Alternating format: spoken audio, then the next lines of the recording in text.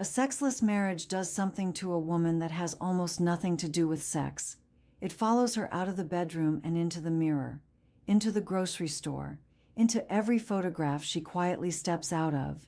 Slowly, and so gently she barely feels it happening, it convinces her that she has stopped being desirable, stopped being a woman at all, and she carries every ounce of it in silence, smiling through lunch with her friends, laughing on cue, because this is the one wound she cannot tell a single soul about.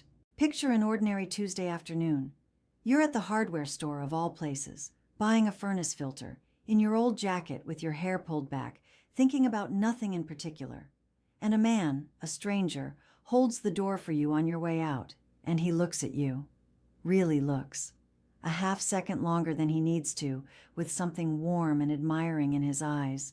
And your whole body lights up like a house at Christmas. Some part of you that you were certain had died years ago sits straight up and pays attention, and you carry that look all the way home. You think about it while you make dinner. You think about it 3 days later, standing at the kitchen sink. And then, right behind the warmth, comes the shame, because you cannot believe that one glance from a stranger in a hardware store meant that much to you.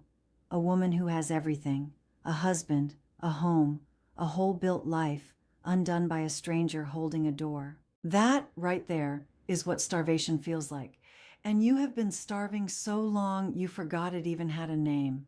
I'm Dr. Joyce McCarthy, a couples intimacy coach here in the US, and I have sat with hundreds of women carrying this exact ache. Women in their 50s and 60s who look perfectly fine on the outside, who run families and businesses and whole households, and who are quietly wasting away inside a marriage where nobody has touched them with desire in years. So tonight I won't talk around it. I'm going to tell you the truth about what this is doing to you, all of it, the parts you felt for years and never had the words for. And then I'm going to tell you what is still alive in you, because something is, and it's far more than you think. Pour yourself something. Sit with me. Before I go on, do one thing for me. Down in the comments, give me one word for what it's done to you. Invisible, lonely, angry, numb, whatever the truest word is for you tonight. You don't owe anyone the story underneath it, but scroll down once you've left it, because you are going to see hundreds of women who left your exact word, women who smiled through their own lunches today, each one certain she was the only one. You are not the only one. You never were. Leave your word and come back to me. All right, the first thing you have to understand is that this was never going to stay in the bedroom. That's the lie you told yourself in the beginning, that it was only sex, that you could live without that one thing and the rest of you would carry on just fine. But desire isn't one drawer in a woman that you can quietly shut and walk away from. It's woven through all of her. So when the desire in your marriage went silent, it didn't stay politely behind the bedroom door. It seeped out into how you see yourself in the mirror, into whether you bother with the nice dress, into how you hold yourself at a party, into the photographs you've started ducking out of because you cannot stand to look at yourself anymore. The rejection you feel at night slowly becomes the lens you see your whole self through by day. You stop feeling like a desirable woman, and then by inches, you stop feeling like a woman at all. And that is the most expensive thing this steals from you, because it was never really your sex life. It was your sense of who you are. And there is a particular cruelty in this hitting you now, after 50, because the world outside your front door has already started treating you as though you've gone invisible. You feel it at the store, where the young clerk looks straight past you to the younger woman waiting behind you. You feel it in the way the whole world quietly stops noticing a woman once she's past a certain age, as if she stepped behind a curtain she never asked to stand behind.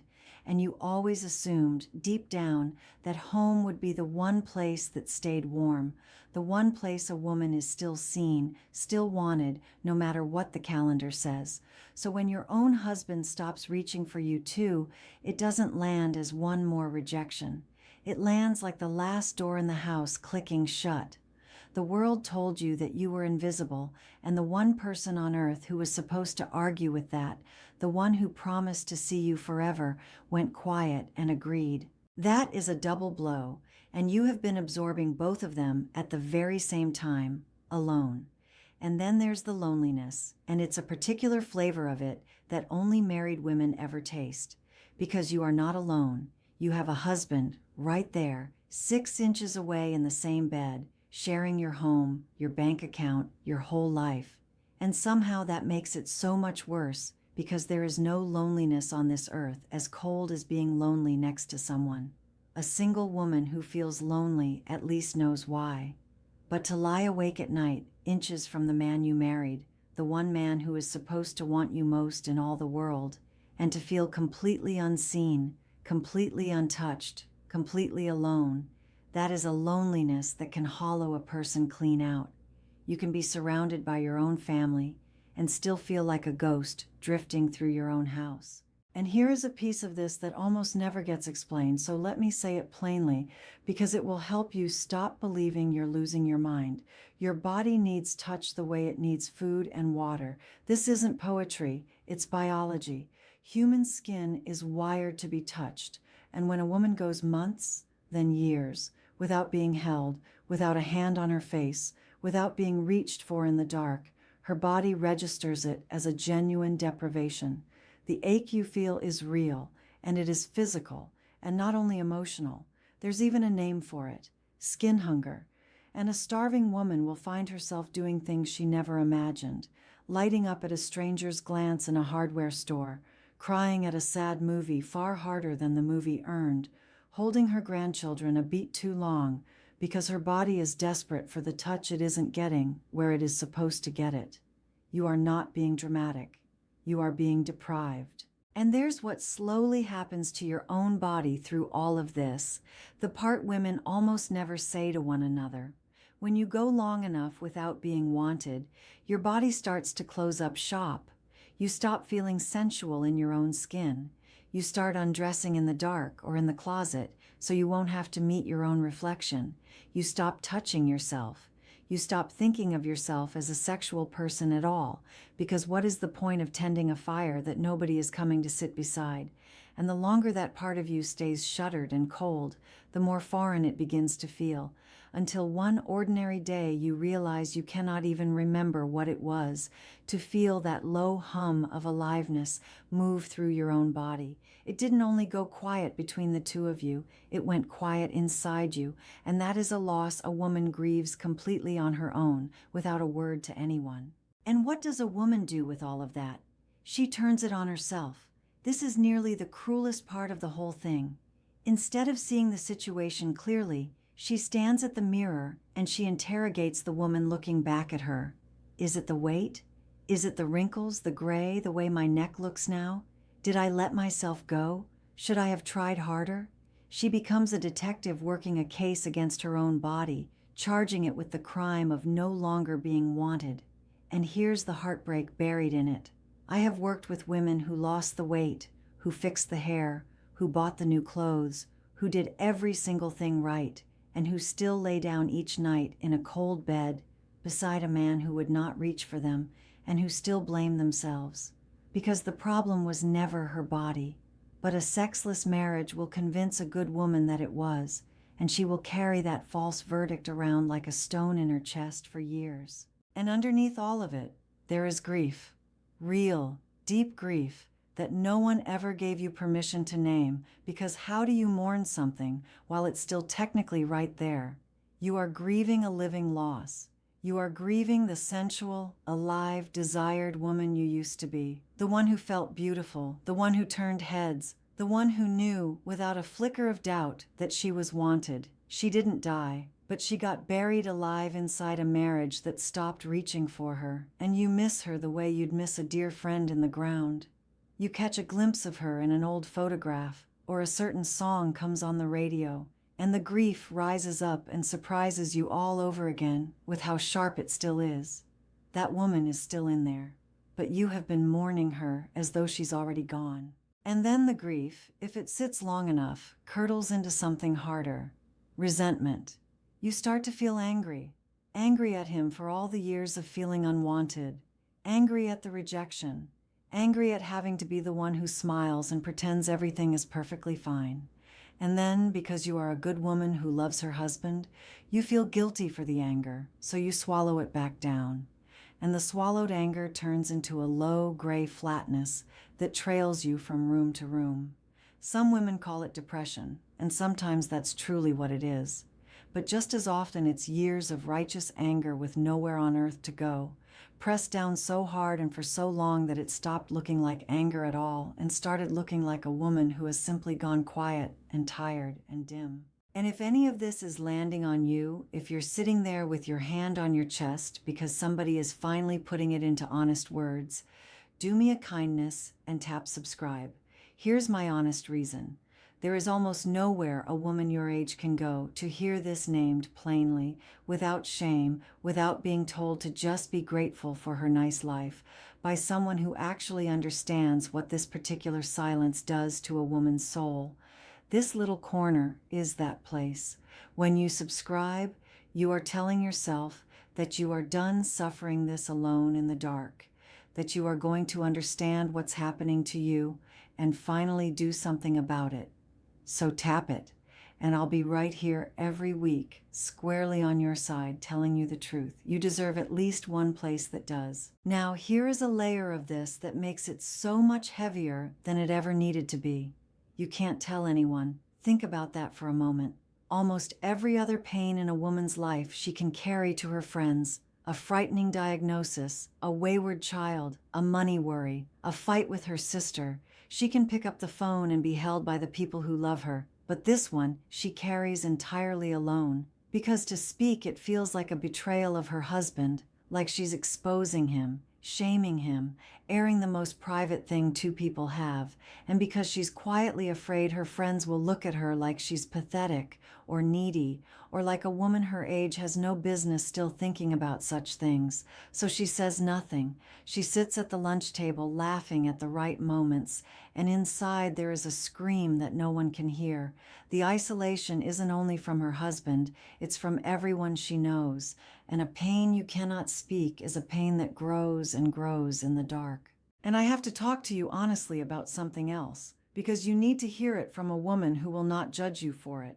A woman this starved becomes vulnerable in ways that frighten her. When you've spent years feeling invisible, the first man who truly sees you, who pays real attention, who makes you feel desired again, can hit you like cold water on a blazing hot day, and you will be stunned at the sheer force of it. The coworker, the old flame who found you online, the gentleman at church. It rarely begins as anything more than a warmth you weren't out looking for. But understand what that pull actually is. It is not a character flaw, and it is not really about that man at all. It is the size of your hunger, finally showing you how starved you have been. A great many good, faithful, devoted women have been blindsided by exactly this, and it is never weakness that does it. It is that they were starving, and somebody, anybody, finally offered them a meal. I am not telling you this to shame you. I'm telling you so that when it comes, and for many of you it will, you will recognize it for what it truly is. A signal, a flare going up from a part of you that has been ignored far too long, begging you to feed it before it makes a decision that could cost you everything you've built. And then there is the question that arrives at 2 a.m. when the house has gone still and he is asleep beside you and you are wide awake staring up at the ceiling. Is this it? Is this the rest of my life? You do the quiet math. Maybe you have 30 years left in you, maybe more. And the thought of spending 3 more decades exactly like this, untouched, unwanted, slowly going dim, sits on your chest so heavy you can hardly breathe beneath it. Some nights you tell yourself you can make peace with it. Other nights you lie there and wonder whether you have the courage to want more and what wanting more would cost you. That question is one of the loneliest a woman ever has to ask herself. And you have been asking it all alone for a very long time. Now, I have named the wound, all of it, because you needed to hear it spoken at last by someone who sees it clearly and doesn't look away. But I did not come here tonight to leave you sitting in the dark with it. So lift your head, because here is the truth that changes everything, and I need you to take it all the way in. You are not crazy. You are not broken. You are not too needy. or too much, or asking for some scandalous thing a woman your age has no right to want. Everything you have felt is the completely sane response of a healthy, fully alive woman to a real and lasting deprivation.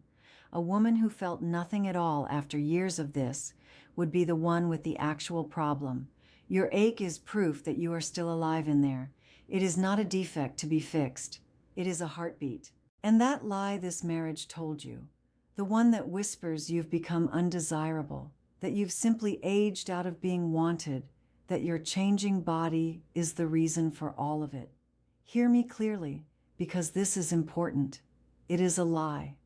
The desire left the room, and that is a real and painful thing, but it is an entirely different thing from you becoming undesirable, and the two have almost nothing to do with each other. I have watched gorgeous, vibrant, magnetic women in their 60s go unwanted in their own homes while strangers turn to look at them on the street. Your desirability did not leave you. Your husband's reaching did. And those are not the same loss. So do not, for one more single night, let his silence stand as the final word on your worth. He is not the judge of whether you are a woman. He never once was. And that alive, sensual woman you have been grieving, the one you buried, she is not dead.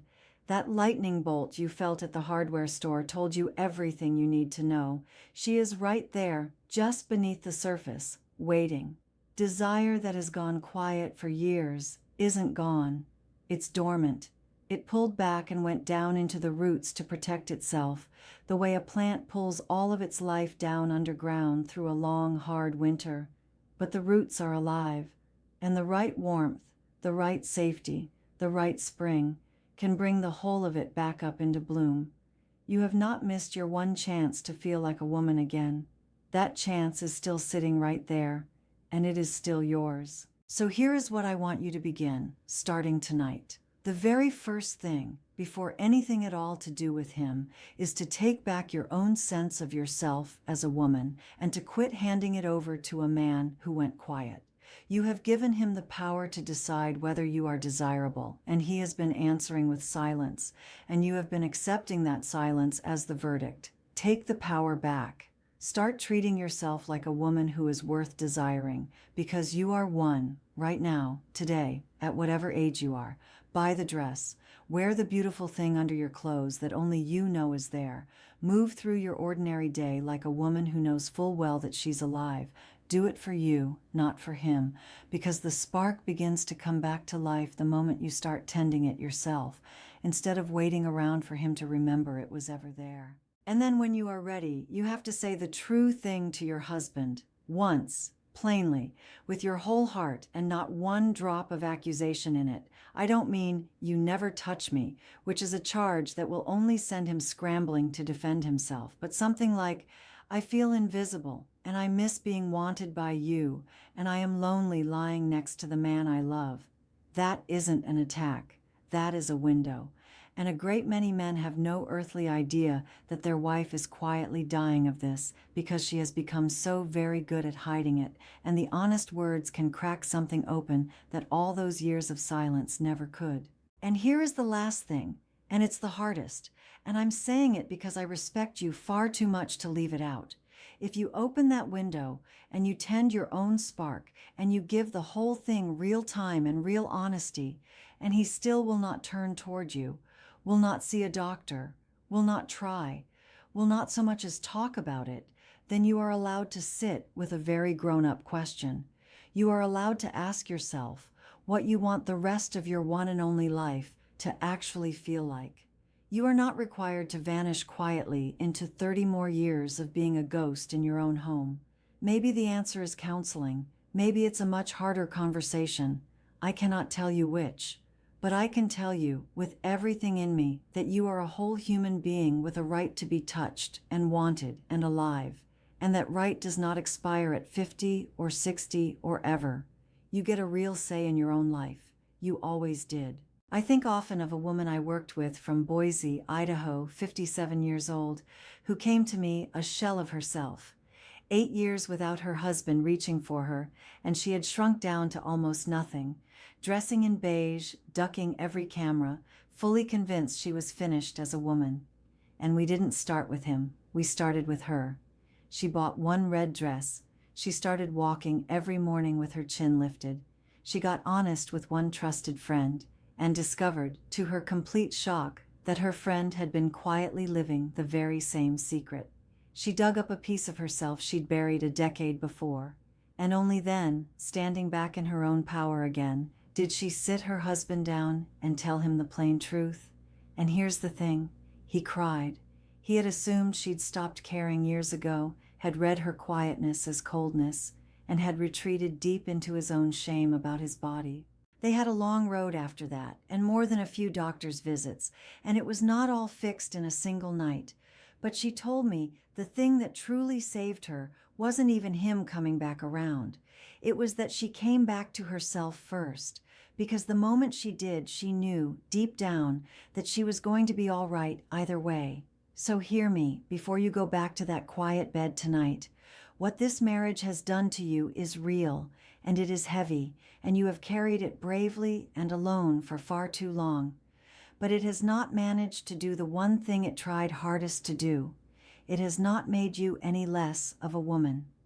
That alive, desirable, sensual woman is still in there, underneath the beige and the grief and the years of silence, and she is waiting for you to come back for her. So go back for her. Start tonight. And do one last thing for me. If anything I said tonight made you feel truly seen for the first time in years, give this video a like, so it reaches the next woman lying awake feeling invisible, certain she's the only one in the world who needs to hear that she isn't, and that she isn't broken. And then think of a friend, the one who's gone a little quiet lately, a little dim, who laughs a beat too late and changes the subject the second marriages come up. Send her this gently, with 4 soft words. This made me think of you. You might be the one who finally lets her know she isn't alone. You are still a woman. You always were. Go on and remember it. I'll see you next time.